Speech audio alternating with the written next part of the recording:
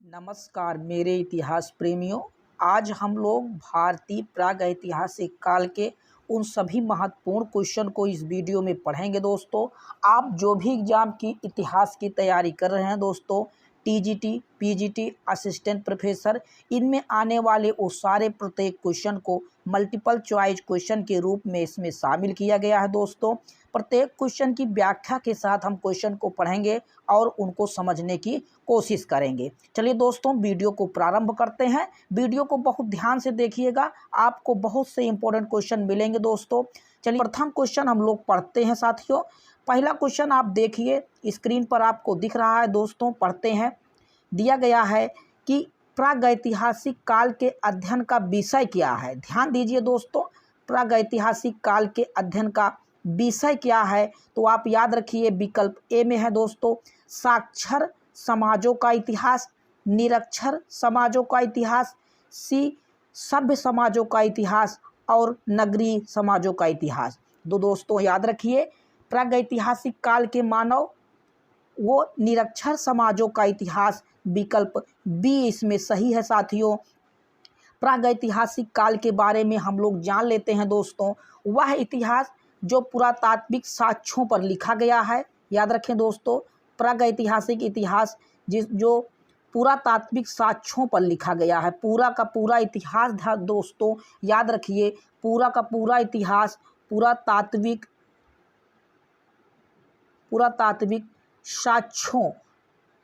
पुरातात्विक साक्ष्यों के इतिहास पर ही पूरा ये इतिहास लिखा गया है। मानव द्वारा किए गए अपने नियत कार्य, जैसे उनके युद्ध क्षेत्र जो शिकार करते थे, उनके चित्र, गुफा चित्र जो मिले हैं दोस्तों, उनके हथियार जो मिले हैं और उन पर महत्वपूर्ण जो उन्होंने क्रियाकलाप किए, उन्हीं के द्वारा ये इतिहास लिखा गया। वो लोग लिखने पढ़ने की प्रक्रिया नहीं जानते थे, लेकिन उनके शिला चित्रों पर और शैल चित्रों पर जो भी चित्र बने हुए हैं दोस्तों, उन्हीं के आधार पर इनके इतिहास को और खुदाई में मिले प्रमाणों के आधार पर इनके इतिहास, प्रागैतिहासिक काल लिखे गए हैं दोस्तों।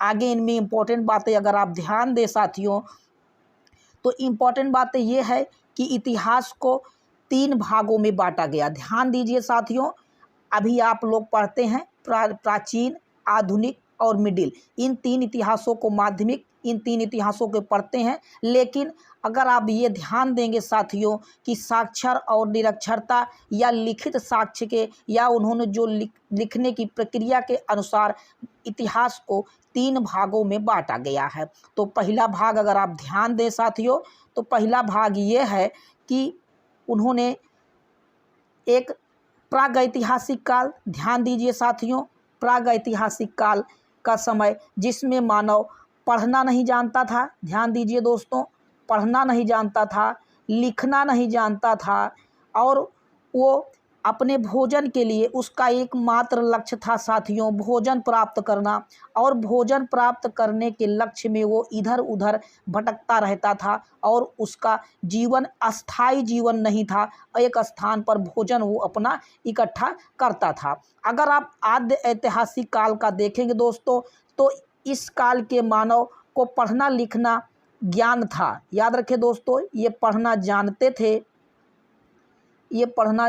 जानते थे, लेकिन कारण ये है कि हम लोग इनकी लिपि को अभी तक पढ़ नहीं पाए हैं। तो कारण ये है, लिपि पढ़ी नहीं गई है। ध्यान दीजिए दोस्तों, पढ़ी नहीं गई है इन लिपि को।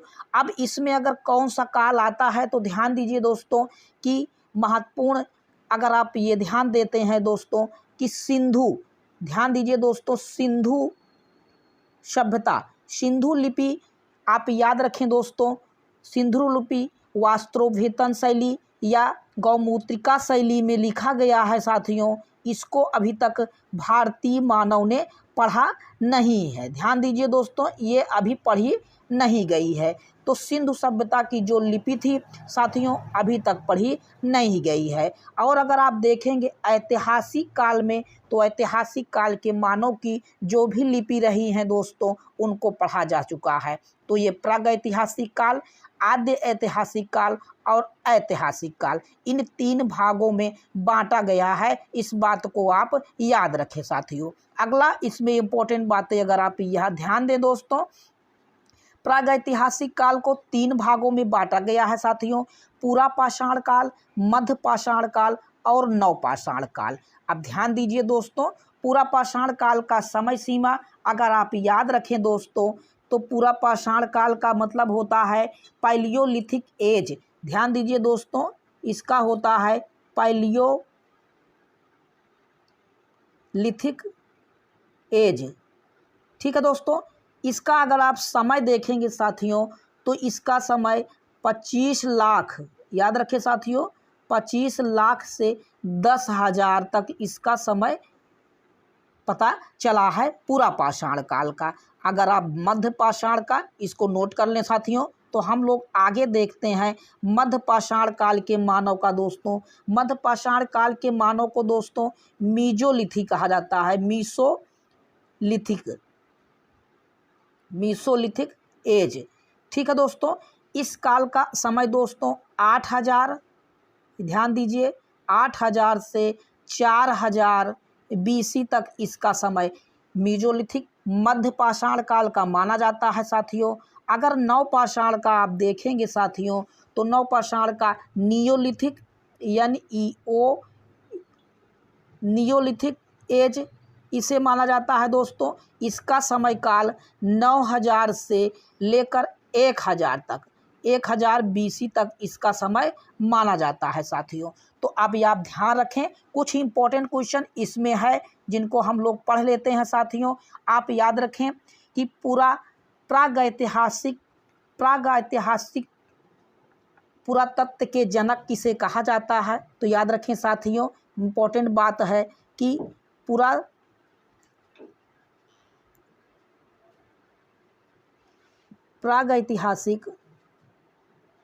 प्रागैतिहासिक काल का जनक। ध्यान दे साथियों, ये इंपॉर्टेंट क्वेश्चन है, पूछा गया है कि प्रागैतिहासिक काल का जनक किसे कहा जाता है। तो विकल्प इसमें क्या हो जाएगा दोस्तों,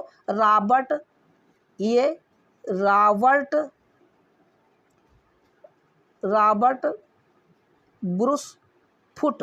याद रखें दोस्तों, ये प्रागैतिहासिक काल के जनक रॉबर्ट ब्रूस फुट को कहा जाता है। आप याद रखें, ये साथियों एक भूवैज्ञानिक थे, इनके बारे में भी आप याद रखें साथियों, ये एक भूवैज्ञानिक थे, इतिहासकार ये नहीं थे साथियों, ये एक भूवैज्ञानिक थे। इन्होंने महत्वपूर्ण खोज की है, उसके बारे में भी आप ध्यान दें दोस्तों। इन्होंने 1863 में, डेट याद रखें दोस्तों, ये क्वेश्चन पूछा गया है, 1863 में इन्होंने पल्लवरम, याद रखें स्थान भी याद रखें दोस्तों, पल्लवरम मद्रास में पड़ता है दोस्तों, पल्लवरम मद्रास में पड़ता है। यहीं से इन्होंने हस्तकुठार ये मानव द्वारा खोजी गई पहली वस्तु थी दोस्तों, हस्तकुठार, जिसे रॉबर्ट ब्रूस फुट ने मद्रास पल्लवरम, याद रखें नाम याद रखें, 1863 में साथियों इसकी खोज की थी। इसलिए इनको भारतीय प्रागैतिहासिक पुरातत्व का जनक रॉबर्ट ब्रूस फुट को कहा जाता है। अगला बात हम लोग आगे इंपॉर्टेंट क्वेश्चन 2 पढ़ते हैं दोस्तों। इंपॉर्टेंट 2 क्वेश्चन बहुत महत्वपूर्ण है साथियों। भारतीय पुरातत्व सर्वेक्षण विभाग की स्थापना किसके काल में हुई थी? याद रखें दोस्तों, भारतीय पुरातत्व सर्वेक्षण विभाग की स्थापना किसके शासनकाल में हुई थी? तो आप याद रखें साथियों, ये विकल्प इसमें सही हो जाएगा वारेन। इसमें विकल्प सही है दोस्तों सी, लॉर्ड कर्जन। कौन सा सही है विकल्प दोस्तों? सी, लॉर्ड कर्जन के समय में भारतीय पुरातत्व विभाग की स्थापना हुई थी दोस्तों। अब इसमें कुछ इंपॉर्टेंट बातें आप जान ले दोस्तों। वारेन हेस्टिंग के बारे में अगर आप ध्यान दें दोस्तों, तो ये बंगाल या भारत का प्रथम गवर्नर जनरल कहा जाता है। याद रखें दोस्तों इनके बारे में कि ये भारत का प्रथम गवर्नर जनरल थे ये दोस्तों, वारेन हेस्टिंग गवर्नर जनरल थे दोस्तों, भारत के प्रथम गवर्नर जनरल थे। इन्हीं के शासनकाल में याद रखें दोस्तों 1784 में 1784 में दोस्तों एशियाटिक सोसाइटी ऑफ बंगाल की स्थापना हुई दोस्तों, याद रखें एशियाटिक सोसाइटी ऑफ बंगाल की स्थापना वारेन हेस्टिंग के शासनकाल में हुई थी दोस्तों। भारत के प्रथम गवर्नर जनरल 1784 में ऐतिहासिक सोसाइटी ऑफ बंगाल की स्थापना इन्हीं के शासनकाल में हुई थी दोस्तों। यही ऐतिहासिक सोसाइटी ऑफ बंगाल में ही दोस्तों पहली बार गीता का अनुवाद हुआ। भगवत गीता का प्रथम पुस्तक थी जिसका अंग्रेजी अनुवाद हुआ था। इसी संस्था में दोस्तों इम्पोर्टेंट ये है कि विल्किंस, याद रखें साथियों, विल्किंस ने इसका अनुवाद किया था। गीता का प्रथम अनुवाद इसी एशियाटिक सोसाइटी ऑफ बंगाल में हुआ था। एशियाटिक सोसाइटी ऑफ बंगाल की स्थापना साथियों विलियम जोन्स ने की थी। याद रखें दोस्तों, विलियम जोन्स ने इसी गवर्नर के शासनकाल में एशियाटिक सोसाइटी ऑफ बंगाल, याद रखें दोस्तों, एशियाटिक सोसाइटी ऑफ बंगाल की स्थापना इन्होंने की थी। एकमात्र, याद रखें साथियों, वारेन हेस्टिंग एकमात्र ब्रिटिश गवर्नर थे जिनके ऊपर महाभियोग लगा था। ध्यान दीजिए साथियों, महाभियोग की प्रक्रिया इन पे एकमात्र थे जिन पर लगा था। लॉर्ड बेलेजली के बारे में अगर आप ध्यान दें साथियों, लॉर्ड बेलेजली सहायक संधि प्रणाली, याद रखें बहुत इंपॉर्टेंट क्वेश्चन है दोस्तों, सहायक संधि प्रणाली इन्होंने लागू की थी दोस्तों। सहायक संधि प्रणाली लागू करने वाले लॉर्ड बेलेजली थे। इन्हीं के शासनकाल में दोस्तों, लॉर्ड बेलेजली के शासनकाल में 1800 में कोलकाता, याद रखें दोस्तों, कलकत्ता उस समय इसे कहा जाता था, आज इसका कोलकाता नाम हो गया है। फोर्ट विलियम कॉलेज की स्थापना लॉर्ड बेलेजली ने की थी दोस्तों। फोर्ट विलियम, याद रखें दोस्तों, फोर्ट विलियम कॉलेज की स्थापना इन्होंने की थी दोस्तों।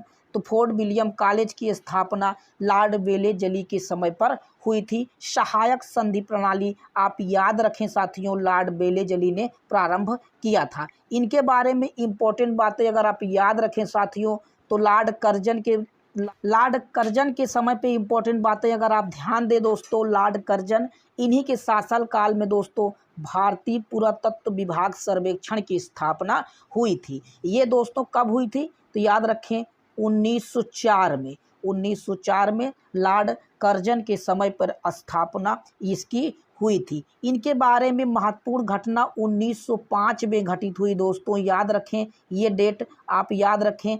1905 में बंगाल विभाजन का, इन्हीं के शासनकाल में साथियों बंगाल विभाजन की बात इन्हीं के शासनकाल में हुई थी दोस्तों, याद रखें। बंगाल विभाजन 1905 में लॉर्ड कर्जन के समय पर हुआ था। आप याद रखें दोस्तों, अगला महत्वपूर्ण है Lord William Bentinck. William Bentinck के बारे में ये मिलता है दोस्तों, इनके शासनकाल में 1829 में, याद रखें दोस्तों, इम्पोर्टेंट डेट है 1829, सती प्रथा का अंत हुआ दोस्तों। इन्होंने एक कानून द्वारा सती प्रथा को अंत करने का कानून लगाया। इन्हीं के शासनकाल में लॉर्ड विलियम बेंटिंग के शासनकाल में 1830 में दोस्तों ठगी प्रथा का अंत हुआ। तो ये कुछ महत्वपूर्ण क्वेश्चन थे इन गवर्नरों के बारे में। बाकी आगे हम लोग क्वेश्चन को पढ़ेंगे दोस्तों, तो इनके बारे में महत्वपूर्ण विस्तृत जानकारी देखेंगे। जो महत्वपूर्ण बातें थी हम लोगों ने यहाँ पे पढ़ा। चलिए दोस्तों नेक्स्ट क्वेश्चन हम लोग पढ़ते हैं। अगला क्वेश्चन अगर आप ध्यान दें दोस्तों, तो प्रश्न नंबर 3 विकल्प में दिख रहा है, पढ़ें। आधुनिक मानव होमोसेपियंस का प्रादुर्भाव किस काल में हुआ था? तो ध्यान दीजिए दोस्तों, प्रश्न नंबर 3 दोस्तों, आधुनिक मानव होमोसेपियंस का प्रादुर्भाव किस काल में हुआ था? इंपॉर्टेंट क्वेश्चन है, याद रखें साथियों। आधुनिक मानव होमोसेपियंस का प्रादुर्भाव, विकल्प इसमें ए देखें, उच्च पूरा पाषाण काल, निम्न पूरा पाषाण काल, नव पाषाण काल और कोई नहीं। विकल्प इसमें ए सही हो जाएगा दोस्तों। होमोसेपियंस आधुनिक मानव उच्च पूरा पाषाण काल में उत्पन्न हुए थे। विकल्प नंबर 3 सही हो जाएगा। पूरा पाषाण काल अगर आप ध्यान दें दोस्तों, तो पूरा पाषाण काल को 3 भागों में बांटा गया है। तो याद रखें दोस्तों, पूरा पाषाण काल, पूरा पाषाण काल, पूरा पाषाण काल को 3 भागों में बांटा गया है दोस्तों। पहला है निम्न पूरा पाषाण काल, याद रखिए साथियों, निम्न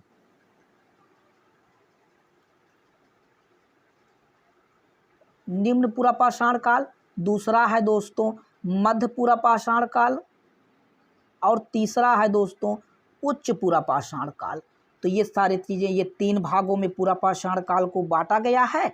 तो आप याद रखें, इसी उच्च पूरा पाषाण काल में ही साथियों होमोसेपियंस आधुनिक मानव का पुनर्जन्म हुआ। अगर मानव, आज का मानव का किससे आया दोस्तों, तो याद रखें वानर से ही आज के मानव की उत्पत्ति हुई है दोस्तों। वर्तमान विकास जिस वानर से हुआ था दोस्तों, वर्तमान में अगर देखा जाए तो ये मानव कहाँ पर पाए गए, भारत में किस क्षेत्र में मिले हैं दोस्तों, इसके साक्ष्य। तो याद रखें, ये क्वेश्चन पूछा जाता है साथियों, शिवालिक क्षेत्र में मिले हैं। ये निचला, हिमालय का निचला क्षेत्र, शिवालिक क्षेत्र में दोस्तों 80 लाख वर्ष पहले, याद रखें दोस्तों, 80 लाख वर्ष पहले रामापिथेकस, याद रखें दोस्तों, रामापिथेकस के साक्ष्य मिले हैं। रामापिथेकस के साक्ष्य 80 लाख वर्ष पहले शिवालिक क्षेत्र में पाए गए हैं। और ये कब पाया गया है दोस्तों, तो याद रखें अभिनूतन काल में। कौन काल में दोस्तों, अभिनूतन काल में ये मिला हुआ है। तो अभिनूतन काल में रामापिथेकस के साक्ष्य दोस्तों शिवालिक क्षेत्रों में मिले हुए हैं। इम्पॉर्टेंट बातें अगर आप याद रखें साथियों, तो इसमें महत्वपूर्ण बात यह है कि भारत में प्रागैतिहासिक प्राचीनतम प्रमाण नहीं, अगर पूरा भारत में देखा जाए तो आदि मानव का कोई भी प्रमाण भारत में मिला नहीं है दोस्तों। तो आदि मानव के प्रमाण भारत में, इनके साक्ष्य जीवाश्म नहीं मिले हैं।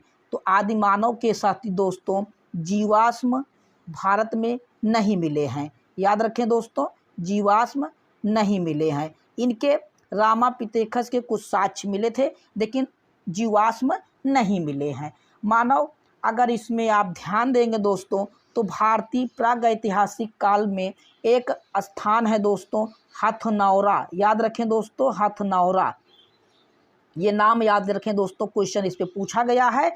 तो इसका खोज दोस्तों अरुण शोनकिया, याद रखें दोस्तों, अरुण शोनकिया ने इसकी खोज की थी दोस्तों, अरुण शोनकिया ने इसकी खोज की थी। ये नर्मदा घाटी में है दोस्तों। कहाँ पर है, नर्मदा की घाटी में, याद रखें दोस्तों, नर्मदा घाटी में है। यहाँ पे होमो इरेक्टस की एक मानव कपाल मिली है, ध्यान दे दो दोस्तों,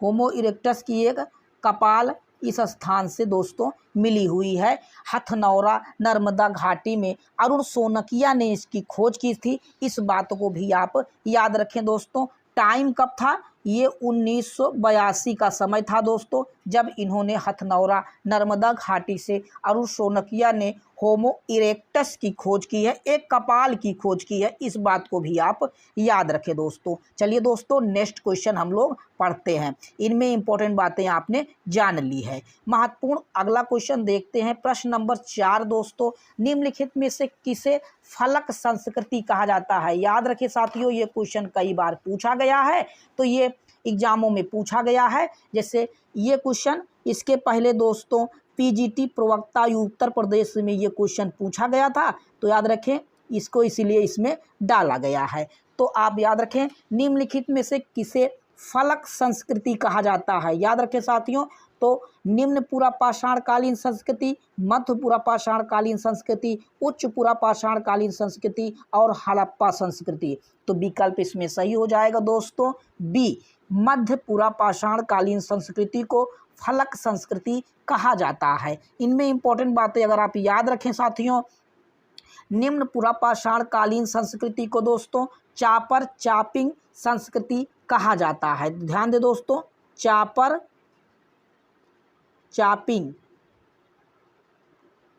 संस्कृति इसे कहा जाता है, निम्न पूरा पाषाण काल को चापर चापिंग संस्कृति। अब दक्षिण में अगर आप याद रखें दोस्तों, इसी काल में दक्षिण में तो हैंड एक्स संस्कृति। कौन सी संस्कृति दोस्तों? हैंड एक्स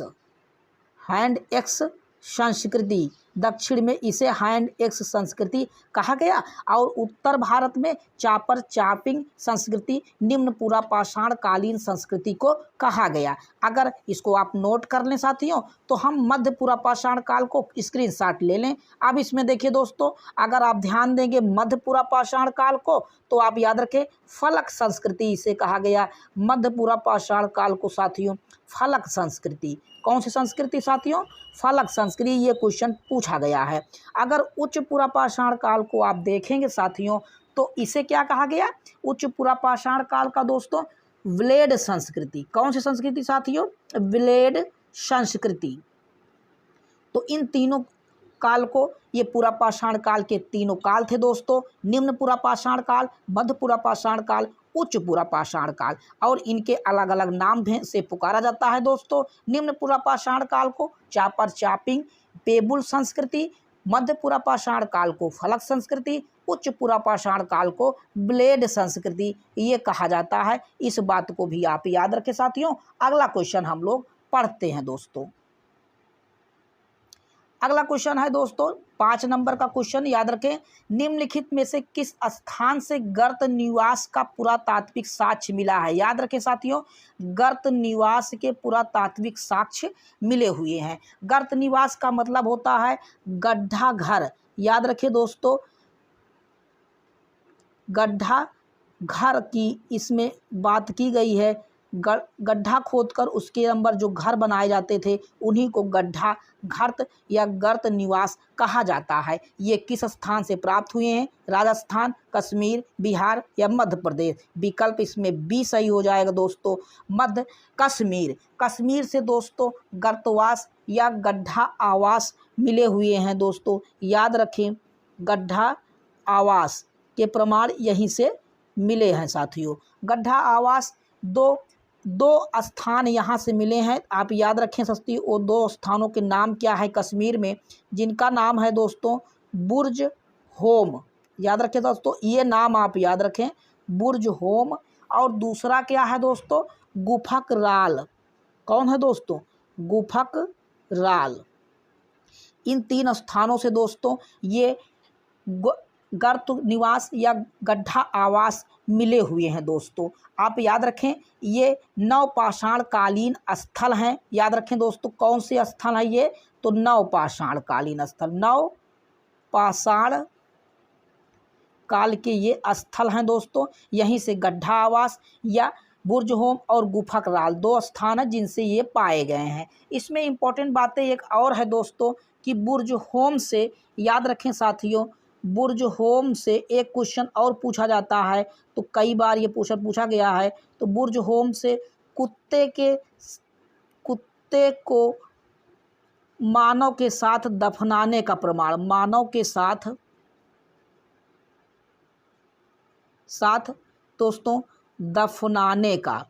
दफनाने का प्रमाण यहीं से कुत्ते को इसी के साथ, मानव के साथ दफनाने का प्रमाण यहीं से प्राप्त हुआ है, बुर्ज होम स्थान से। ठीक है दोस्तों, ये महत्वपूर्ण बातें रहीं। अगला क्वेश्चन हम लोग पढ़ते हैं। एक क्वेश्चन के साथ कई क्वेश्चन आपको मिल जा रहे हैं दोस्तों। चैनल को सब्सक्राइब कर लीजिएगा ताकि ऐसे ही वीडियो अगर आप जानकारी मिलती रहे, आप अच्छा पेपर में करें। प्रश्न नंबर 6 दोस्तों, पाषाण युगीन मानव को आग की जानकारी कब हुई थी? याद रखें साथियों, विकल्प बहुत इंपॉर्टेंट क्वेश्चन है, कई बार ये पूछा जाता है। आग की जानकारी मानव को कब हुई थी? तो विकल्प इसमें सही हो जाएगा डी, नवपाषाण काल। विकल्प नंबर डी दोस्तों, नवपाषाण काल में पाषाणकालीन मानव को आग की खोज हुई थी। याद रखें दोस्तों, नवपाषाण काल में कुछ महत्वपूर्ण बातें अगर आप याद रखें दोस्तों, तो नवपाषाण काल में ही मानव को दोस्तों कृषि कार्य, याद रखें दोस्तों, कृषि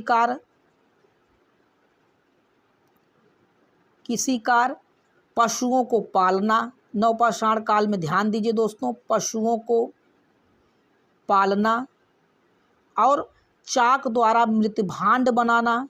मृतभांड इसी के समय में बने दोस्तों। मृतभांड का मतलब आप ध्यान दें साथियों, अगर कुछ लोगों को जानकारी नहीं होगी, मृतभांड का मतलब बर्तन होता है दोस्तों। इसी के शासन इन्हीं नवपाषाण काल में ही दोस्तों पहिए का खोज हुआ, याद रखें दोस्तों। इसी के शासन, इन्हीं के समय में पहियों की खोज हुई। पहियों की खोज के साथ ही चाक द्वारा बर्तन बनाने की परंपरा नवपाषाण काल में। तो महत्वपूर्ण नवपाषाण काल में कुछ महत्वपूर्ण बातें ध्यान दें दोस्तों। कृषि कार्य शुरू हो गया, पशुओं का पालना शुरू हो गया, मृत भांड बनाना शुरू हो गया और पहिए की खोज हो गई। ये महत्वपूर्ण बातें थी दोस्तों। और इनमें इंपॉर्टेंट बातें अगर आप याद रखें दोस्तों, तो इसी के शासन काल में तांबे का प्रयोग भी नवपाषाण काल में चालू हो गया दोस्तों। तो इंपॉर्टेंट बात याद रखें दोस्तों, इन्हीं के शासन काल में तांबे का प्रयोग, पाषाण के साथ साथ तांबे का भी प्रयोग होने लगा दोस्तों नवपाषाण काल में। नवपाषाण कालीन मानव अस्थाई मानव हो गया। और आप याद रखें इनका समय काल, अगर आप याद रखें दोस्तों, तो भारत में इनका, अगर आप विश्व में देखेंगे नवपाषाण काल का समय, याद रखें दोस्तों, विश्व में तो ये 9000 BC माना गया और भारत में दोस्तों इसके 7000 BC इसके प्रमाण मिले हैं। तो दोनों में अंतर है, दोनों बीच बातें आप याद रखें साथियों। नवपाषाण काल में विश्व में 9000 BC में, भारत में 7000 BC में मिले। अगला क्वेश्चन हम लोग पढ़ते हैं साथियों। मानव ने कृषि ज्ञान कब प्राप्त किया? याद रखें दोस्तों, अभी हमने ऊपर इसकी व्याख्या की है। तो मानव ने कृषि के प्रमाण कहाँ से प्राप्त किए हैं? तो विकल्प इसमें सही हो जाएगा साथियों, कि इसमें विकल्प नंबर सी, मानव ने, नवपाषाण कालीन मानव ने ही सर्वप्रथम कृषि की खोज की या कृषि के क्षेत्र में ये आगे बढ़े। इसमें आप ध्यान दें दोस्तों, कुछ महत्वपूर्ण अगर आप ध्यान देंगे तो आपको पता चल जाएगा। सबसे महत्वपूर्ण एक स्थान है दोस्तों मेहरगढ़।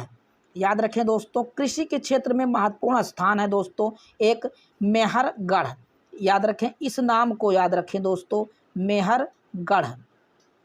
कृषि का प्राचीनतम साक्ष्य मेहरगढ़ से प्राप्त हुआ है, ये पाकिस्तान में है दोस्तों, 7000 BC। याद रखें दोस्तों, 7000 BC में कृषि का सबसे पुराना प्रमाण इसी से प्राप्त हुआ है दोस्तों।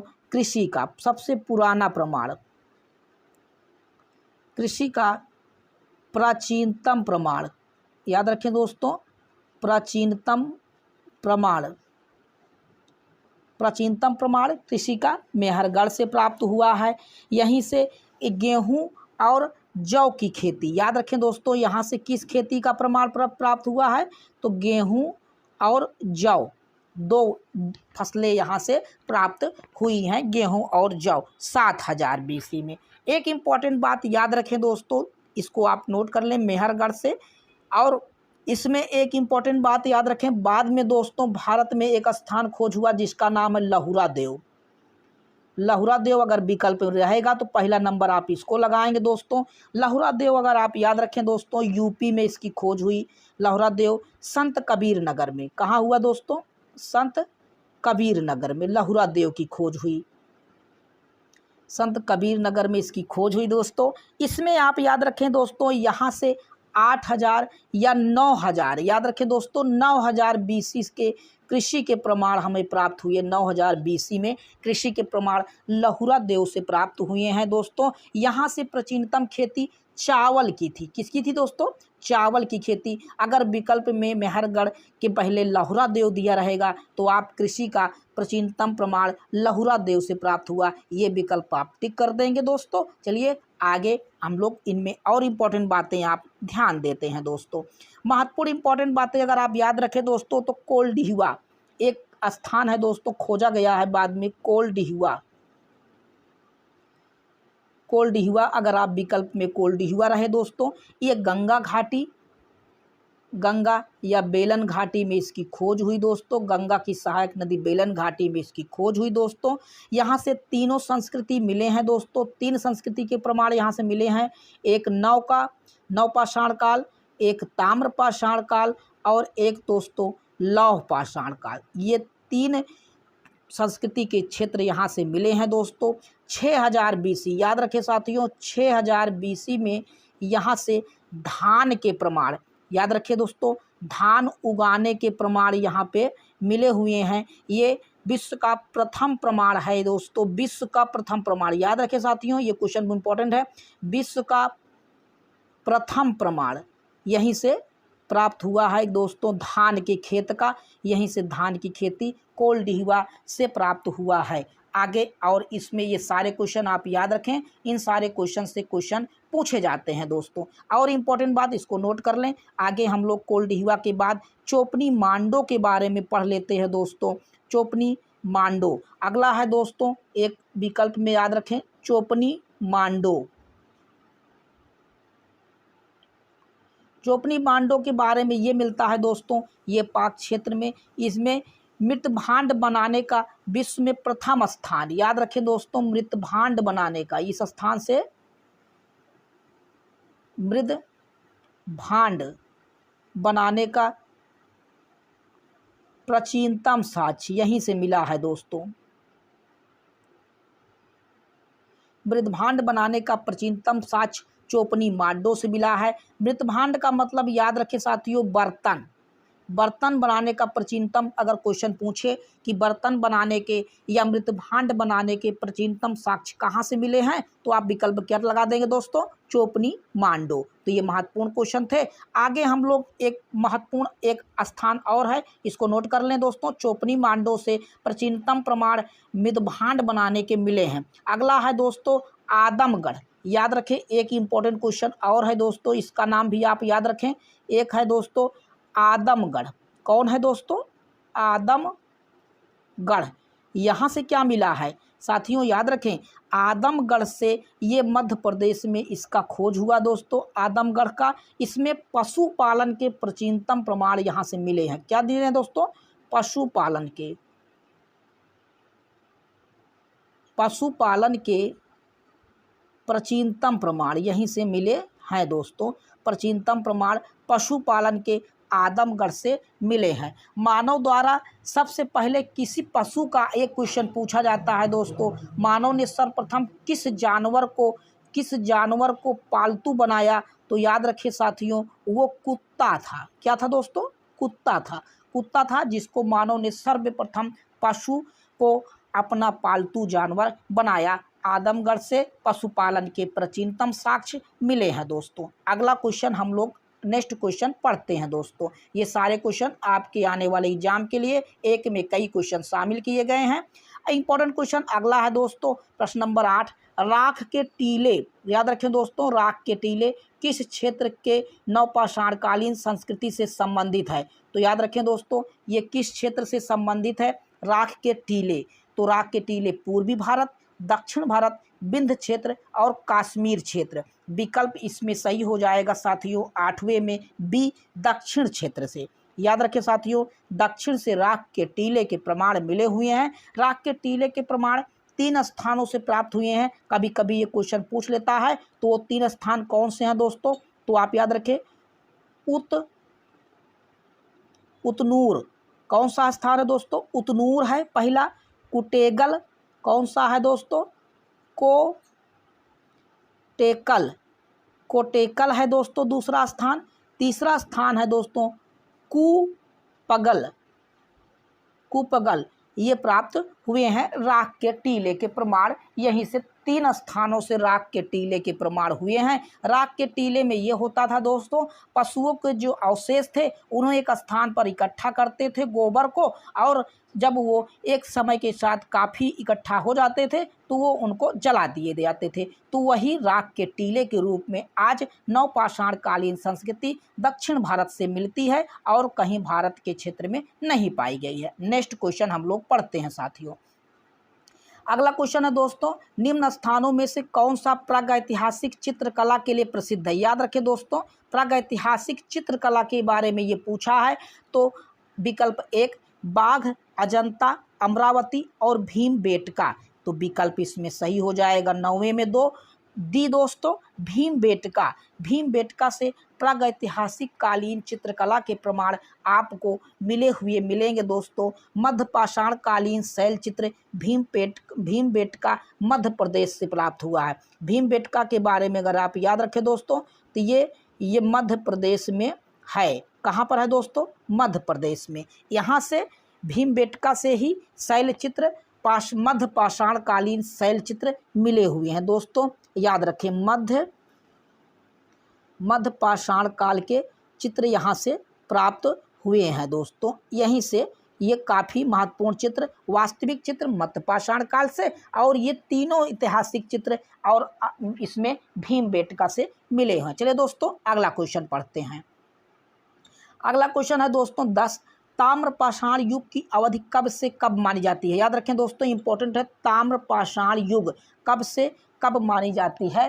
तो 10 में विकल्प सही हो जाएगा दोस्तों, भारत में सी 3000 से 1000 BC में ताम्रपाषाण युग माना जाता है दोस्तों। नवपाषाण काल में ही गैर मृतभांड और मृतभांड दोस्तों नवपाषाण काल के अंत में धातु का प्रयोग चालू हो गया था। ध्यान दे दोस्तों, ताम्र का युग कब शुरू हुआ। अगर तांबे का प्रयोग अगर पूछा जाए तो ताम्र का प्रयोग कब हुआ दोस्तों, तो याद रखें ताम्र का प्रयोग दोस्तों नवपाषाण काल से शुरू हुआ। कब से हुआ दोस्तों? याद रखें नवपाषाण काल से ये क्वेश्चन पूछा जाता है।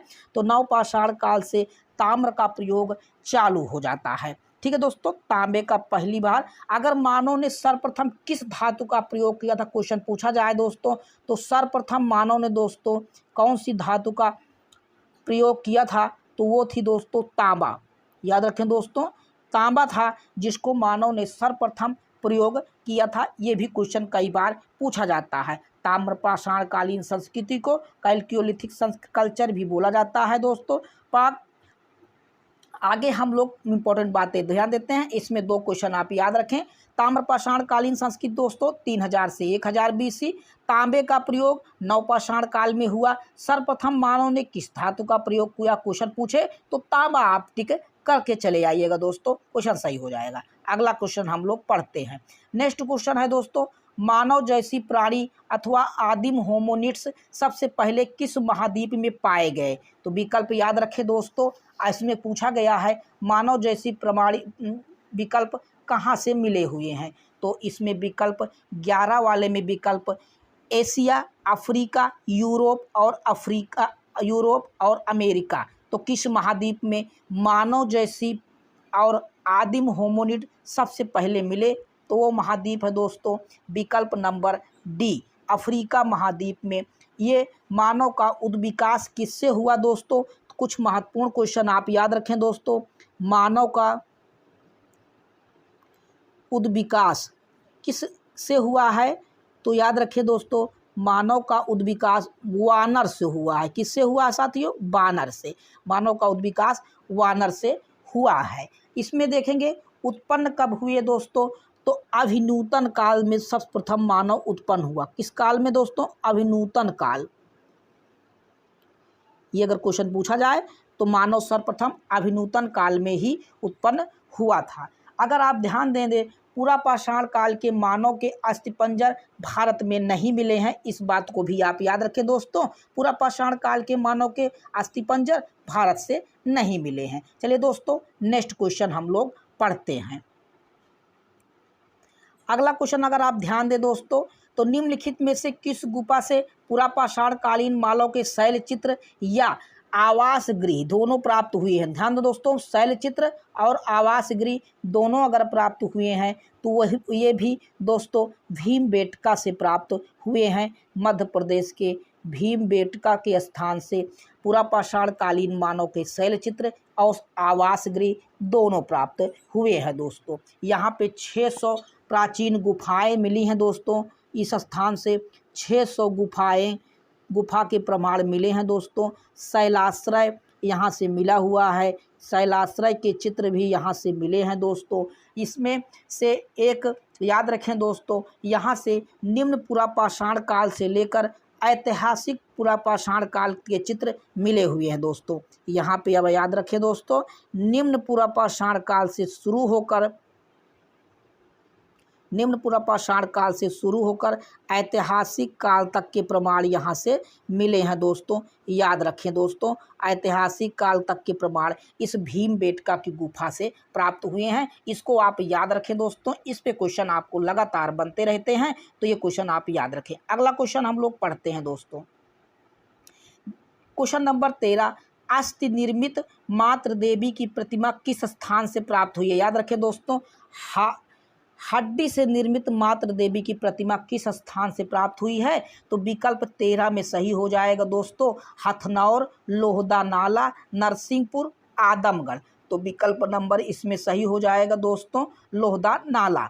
लोहदा नाला से दोस्तों हस्त निर्मित मातृ देवी की प्रतिमा प्राप्त हुई है, तो बी वाला इसमें विकल्प लोहदा नाला सही हो जाएगा दोस्तों। इसमें से प्राप्त ये बेलन नदी घाटी से संबंधित है दोस्तों। ये बेलन नदी घाटी से ये संबंधित है दोस्तों। यहाँ से जो प्रतिमा प्राप्त हुई है कौशाम्बी संग्रहालय में सुरक्षित रखी गई है। याद रखें दोस्तों, कौशाम्बी संग्रहालय ये सुरक्षित रखी गई है कौशाम्बी संग्रहालय में। याद रखें दोस्तों, इसकी खोज किसने की थी? तो इलाहाबाद विश्वविद्यालय के, याद रखें दोस्तों, AU इलाहाबाद यूनिवर्सिटी के KJR शर्मा ने, किसने किसी को? तो KJR शर्मा ने इसकी खोज की थी दोस्तों। इस हस्त निर्मित या हड्डी निर्मित मातृ देवी की प्रतिमा की खोज RS KJR शर्मा ने खोज की थी। अब एक इम्पॉर्टेंट बात इसमें याद कर लें दोस्तों, तो अस्थि निर्मित मातृ देवी की प्रतिमा लोहदा नाला से मिली है। ठीक है दोस्तों, इसको नोट कर लें। अब इसमें एक इम्पॉर्टेंट बात है, अगर आप याद रखें दोस्तों, तो इम्पॉर्टेंट बात ये है, हथनौर से मानव खोपड़ी के प्रमाण मिला है। याद रखें दोस्तों, कौन है दोस्तों? मानव खोपड़ी का प्रमाण हथनौर से प्राप्त हुआ है। तो ये महत्वपूर्ण बातें रही दोस्तों। अगला क्वेश्चन हम लोग पढ़ते हैं। नेक्स्ट क्वेश्चन आप ध्यान दें दोस्तों, निम्नलिखित में से किस युग में पत्थर के छोटे औजार प्राप्त हुए हैं? दोस्तों मीजोलिथिक, जिसमें पत्थर के छोटे औजार किस काल में मिले हैं? एक क्वेश्चन पूछा गया है दोस्तों। तो पुरापाषाण काल, मध्यपाषाण काल, नवपाषाण काल, तमपाषाण काल। तो विकल्प इसमें सही हो जाएगा बी साथियों, मध्यपाषाण काल को ही छोटे छोटे पत्थर से औजार, इसमें लगभग 2 सेंटीमीटर तक के औजार बनाए गए हैं मध्यपाषाण काल में दोस्तों। इन्हें सूक्ष्म पाषाण काल या आप याद रखें माइक्रोलिथिक भी कहा जाता है। क्या कहा जाता है दोस्तों अंग्रेजी में? माइक्रोलिथिक या सूक्ष्म औजार। कहाँ से? मध्यपाषाण काल से सूक्ष्म औजार मिले हैं दोस्तों। 1 से 8 सेंटीमीटर तक के औजार यहाँ से मिले हैं, इस बात को भी आप याद रखें। तो ये महत्वपूर्ण बातें थी दोस्तों। अगला क्वेश्चन हम लोग पढ़ते हैं। नेक्स्ट क्वेश्चन अगर आप ध्यान दें दोस्तों, तो भारतीय उपमहाद्वीप में मानव के अस्थिपंजर का सर्वप्रथम प्रमाण किस युग से मिला है? याद रखें दोस्तों, मानव अस्थिपंजर के प्रमाण किस युग से मिलना भारत में चालू हो जाते हैं? तो भारत में चालू होते हैं दोस्तों, विकल्प देखें, पुरापाषाण काल, नवपाषाण काल, मध्यपाषाण काल, हड़प्पा संस्कृति। तो विकल्प 15 में सही हो जाएगा दोस्तों, सी मध्यपाषाण काल से ही दोस्तों भारत में मानव अस्थिपंजर के सर्वप्रथम प्रमाण मिलने लगते हैं मध्यपाषाण काल से। अगला क्वेश्चन हम लोग पढ़ते हैं दोस्तों। सारे क्वेश्चन आपके आने वाले एग्जाम के लिए बहुत इंपॉर्टेंट है दोस्तों। TGT PGT चैनल को सब्सक्राइब कर लीजिएगा दोस्तों, कमेंट में ज़रूर बताइएगा, ताकि ऐसे ही शानदार क्वेश्चन आपके लिए बनाया जा सके और आप आने वाले एग्जाम के लिए आपको बहुत इंपॉर्टेंट हो जाए। ठीक है दोस्तों, मध्यपाषाण युग के बारे में निम्नलिखित में से क्या सही नहीं है? विकल्प देखें दोस्तों, क्या सही नहीं है? छोटे पाषाणिक औजार पाए गए, आपको हमने बताया दोस्तों, ये सही है। बघोर, लंघनाज तथा भीमबेटका कुछ महत्वपूर्ण स्थल हैं। जंगली तथा पालतू पशुओं की हड्डियां नहीं पाई गई हैं और इस काल के शैल चित्र उपलब्ध हैं। तो विकल्प इसमें 16 में सही हो जाएगा, सी साथियों, जंगली तथा पालतू पशुओं की हड्डियां पाई गई हैं, ये इसमें क्वेश्चन गलत है, बाकी और सब सही क्वेश्चन है। तो जंगली इसमें विकल्प सी सही हो जाएगा। मध्यपाषाणकालीन जानकारी अगर आप ध्यान दें दोस्तों तो इम्पोर्टेंट बातें हैं। अगर आगे हम लोग इनमें इम्पोर्टेंट बातें भीमबेटका के बारे में भी पढ़ा था। CL कार्लाइल ने जो है इनमें महत्वपूर्ण खोज की थी। आगे हम लोग क्वेश्चन नंबर 17 पढ़ते हैं दोस्तों। निम्नलिखित में से कौन सा नवपाषाणकालीन पुरातत्व स्थल राख के टीलों के लिए नहीं जाना जाता है? तो आपको हमने पिछले क्वेश्चन में बताया दोस्तों। तो राख के टीले के लिए कौन सा, आप याद रखें, राख के टीले के लिए कौन सा नहीं जाना जाता है? तो विकल्प नंबर आप पढ़ें, उतनूर, पालवाय, कूपगल, बुर्ज होम। तो याद रखें दोस्तों, इसमें विकल्प 17 में सही हो जाएगा डी दोस्तों, बुर्ज होम से नहीं है। बुर्ज होम से गर्तावास के प्रमाण मिले हैं, कश्मीर से है। बाकी उतनूर, पालवाय और कूपगल, इनसे दोस्तों राख के टीले के नई खोज इन्हीं स्थानों से हुई है। तो ये 17 वाला क्वेश्चन में आप याद रखें दोस्तों। बुर्ज होम कश्मीर से 1935 में प्राप्त हुआ था दोस्तों। 1935 में डी टेरा, याद रखें दोस्तों, डी टेरा और पीटरसन ने इसकी खोज की थी। यहाँ से गड्ढा घर के प्रमाण मिले हैं दोस्तों, गड्ढा घर के प्रमाण बुर्ज होम से मिले हुए हैं। मनुष्य को याद रखें दोस्तों, मनुष्य के साथ पालतू पशु कुत्ते के दफनाने के प्रमाण भी बुर्ज होम से प्राप्त हुए हैं। कुत्ते दफनाने के प्रमाण यहाँ से याद रखें दोस्तों। यहाँ से इसी स्थान से बुर्ज होम से दोस्तों मनुष्य के साथ कुत्ते दफनाने के प्रमाण यहीं से मिले हैं दोस्तों, कुत्ते दफनाने के। तो ये दोनों बातें आप याद रखें। अगला क्वेश्चन हम लोग पढ़ते हैं दोस्तों। अगला क्वेश्चन अगर आप याद रखें, क्वेश्चन नंबर 18 दोस्तों दिया गया है, निम्नलिखित में से कौन नवपाषाणकालीन स्थल नहीं है? तो विकल्प देखें दोस्तों, ब्रह्मगिरी, संगन कुल्लू, अरिकमेंडू और पिकलीहल। तो ये क्वेश्चन पूछा गया था, तो विकल्प इसमें सही हो जाएगा सी साथियों, अरिकमेंडू इसमें नवपाषाणकालीन स्थल नहीं है। तो 18 में सी। पांडिचेरी से ये प्राप्त हुआ है, याद रखें दोस्तों, पांडिचेरी से ये स्थान प्राप्त हुआ है दोस्तों। पांडिचेरी केंद्र शासित प्रदेश है दोस्तों। 1945 में इसकी खोज हुई थी दोस्तों। यहाँ से आप देखेंगे मार्टिमर व्हीलर ने इसकी खोज की थी दोस्तों, मार्टिमर व्हीलर ने इसकी खोज की थी दोस्तों। और यहाँ से दोस्तों, यहाँ से व्यापारिक साक्ष्य प्राप्त हुए हैं। ठीक है दोस्तों, अगला क्वेश्चन हम लोग पढ़ते हैं। नेक्स्ट क्वेश्चन दोस्तों 19 है, भारत में पाया जाने वाला पहला पाषाणकालीन औजार क्या था? इंपॉर्टेंट क्वेश्चन है दोस्तों। भारत में पाया जाने वाला पहला पाषाणकालीन औजार कौन था?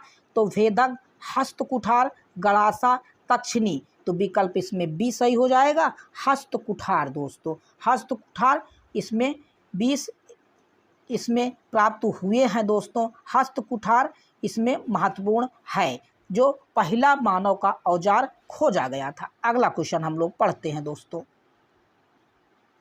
हस्तकुठार दोस्तों दक्षिण भारत से, इसके पहले हम लोगों ने रॉबर्ट बुशफूट के बारे में पढ़ा, उन्होंने इसकी हस्तकुठार की खोज की थी। निम्नलिखित में से कौन सा पूरा पाषाण काल का भाग नहीं है? याद रखें दोस्तों, पूरा पाषाण काल का भाग नहीं है। तो हमने ऊपर आपको पढ़ाया कि पूरा पाषाण काल 3 भागों में विभाजित था। तो निम्न पूरा पाषाण काल, मध्य पूरा पाषाण काल, उच्च पूरा पाषाण काल और नव पूरा पाषाण काल। तो विकल्प इसमें सही हो जाएगा डी साथियों, नव पूरा पाषाण काल इसका भाग नहीं है। बाकी निम्न पूरा पाषाण काल, मध्य पूरा पाषाण काल और उच्च पूरा पाषाण काल इसके भाग थे दोस्तों। अगला क्वेश्चन हम लोग पढ़ते हैं। नेक्स्ट क्वेश्चन आप ध्यान दें दोस्तों, भारत में प्राग ऐतिहासिक का मुख्यालय कहाँ पर स्थित है? इंपॉर्टेंट क्वेश्चन पूछा गया है दोस्तों। प्राग ऐतिहासिक का मुख्यालय कहाँ पर है? तो 21वें में विकल्प सही हो जाएगा दोस्तों सी, नागपुर। नागपुर में प्राग ऐतिहासिक का मुख्यालय स्थित है दोस्तों। अगर प्रथम भारतीय महानिदेशक कौन बने थे? तो याद रखें दोस्तों, भारतीय महानिदेशक जब बने यहाँ के तो कौन थे, उनका क्या नाम था दोस्तों? तो याद रखें उनका नाम था के.एन. दीक्षित। कौन थे दोस्तों? के.एन. दीक्षित। KN दीक्षित थे दोस्तों, जो इनका प्रथम महानिदेशक, भारतीय महानिदेशक बने। अगला क्वेश्चन हम लोग पढ़ते हैं दोस्तों। कालक्रम की दृष्टि से मानव सभ्यता का कितना प्रतिशत भाग पूरा पाषाण काल से संबंधित है? बड़ा रोचक तथ्य है, याद रखें दोस्तों।